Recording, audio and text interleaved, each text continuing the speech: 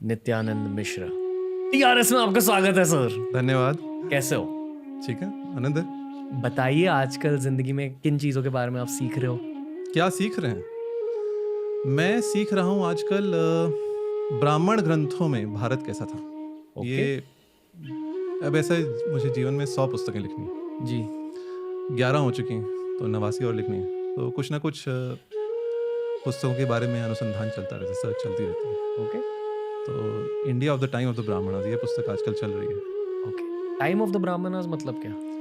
जो वेद हैं, जी। ऋग्वेद, यजुर्वेद, सामवेद, अथर्ववेद, इनके आप कह लें भाग हैं, इनके पार्ट्स। ओके। जो मूल मंत्र हैं उनको संहिता कहते हैं। ओके। ठीक है। इन संहिताओं के पश्चात इन पे भाष्य आप मान लीजिए, इन पे कमेंट्री मान लीजिए, वो ब्राह्मण ग्रंथों में, जैसे शतपथ ब्राह्मण है, ऐतरेय ब्राह्मण है। ओके।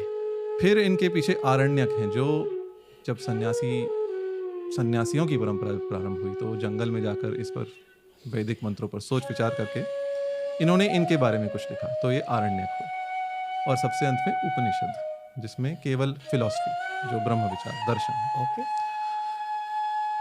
तो इन सब में अलग अलग भारत के अलग अलग काल में क्या था ये पता चलता है। जैसे एक बहुत रोचक बात है, इंटरेस्टिंग बात है,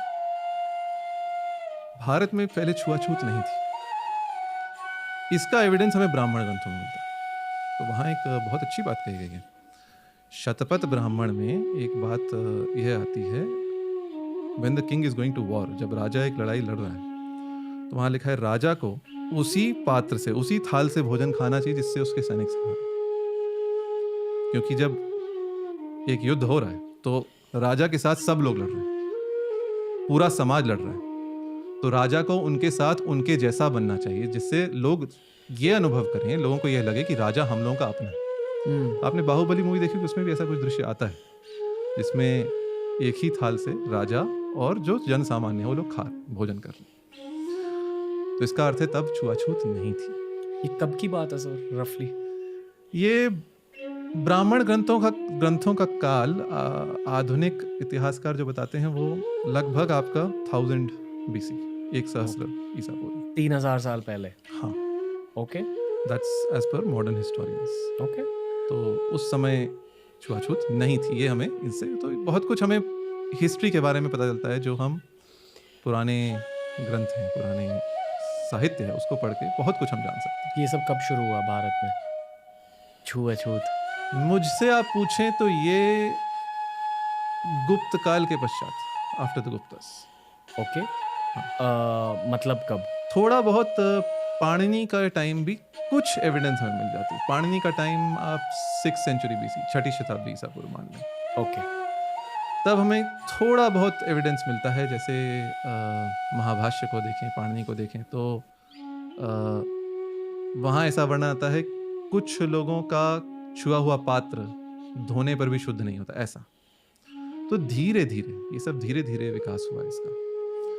और फिर 4ठी 5वीं शताब्दी के आगे फिर और इसमें विकृतियाँ आई, जो भी है। और फिर ऐसी स्थिति आ गई जब हम सोच भी नहीं सकते जो होता था भारत में। किसी को आप छूना नहीं है, किसी के साथ खाना नहीं है, किसी के साथ आप बैठ नहीं सकते। तो ये सब कालांतर में with time these all things have crept in. आपने कुंभ मेले पर एक किताब क्यों लिखी है? मैंने अनुभव किया कुंभ मेले। क्या? मुझे लगा, मैं गया वहाँ, देखा क्या होता है। तो मैं 13 में गया था जब प्रयाग में हुआ था।